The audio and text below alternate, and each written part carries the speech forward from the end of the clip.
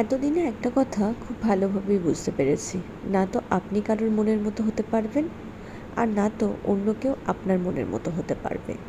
তাই অন্যের মনের মতো হওয়া বা অন্যকে খুশি করে চলা, এই দুটো কাজ একেবারেই বন্ধ করে দেওয়া উচিত। আমরা জীবনের বেশিরভাগ সময়টাই কাটিয়ে দিই অন্য মানুষকে খুশি করতে, আর সেই খুশি করতে গিয়ে আমরা নিজেরাই খুশি থাকতে হয়তো ভুলে যাই। এখন তো আমার মন খারাপ হলেই আমি নিজের পছন্দের গানটা শুনি, পছন্দের বইটা পড়ি, বা নিজের পছন্দের লিপস্টিকটা, নেল পলিশটা আরও একবার পরে নিই। নিজের পছন্দের জামাটা আবারও আলমারি থেকে বার করে পরে নিজেকে সুন্দর করে সাজিয়ে তুলতে আমার বেশ ভালো লাগে। আমি এখন চাই না কারোর মনের মতো হয়ে উঠতে। আমি সব সময় নিজেকে খুশি রাখতে এবং নিজের কাছের মানুষগুলোকে খুশি রাখতে ব্যস্ত থাকি, যারা কিনা সত্যি সত্যি আমার খেয়াল রাখে এবং আমার দুঃসময়ে সবসময়ই আমার পাশে থেকেছে। অন্যকে দেখে হিংসে করা বা অন্যর মতো হয়ে ওঠার চেষ্টা করা, এইসব করলে আসলে নিজেকেই সবথেকে বেশি কষ্ট দেওয়া হয়। আপনি যেমন, আপনি ঠিক তেমনই সুন্দর। এই পৃথিবীতে প্রত্যেকটা মানুষই নিজের মতো করে আসে। কেউ কারোর মতো হতে পারে না, বা আপনার মতো কেউ কখনোই হতে পারবে না।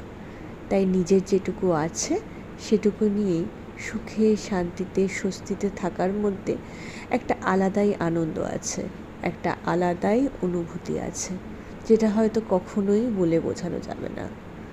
হিংসে করার মধ্যে দিয়ে শুধু যে মনের মধ্যে রাগ জমা হয় তা না, আস্তে আস্তে শারীরিক, মানসিক সমস্ত শান্তি নষ্ট হয়। তাই জীবনের কি না পেয়েছি সেগুলোকে বাদ দিয়ে কি পেয়েছি, এতদিন কি আমি জীবনে অর্জন করলাম, কতটুকু আমার মুঠোর মধ্যে আছে এবং কতটুকু নিয়ে আমি শান্তিতে বাঁচতে পারবো, সেইটুকু ভাবনা চিন্তার মধ্যে দিন কাটানোই আমার মতে সবথেকে বুদ্ধিমানের কাজ।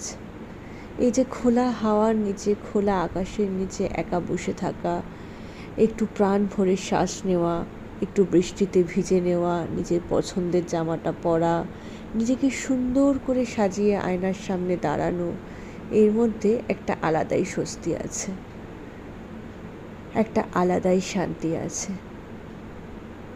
তাই আজকে বিকেলটা আমি একটু অন্যভাবেই কাটিয়েছিলাম, নিজের সঙ্গে একটু নিজের সময় কাটানো।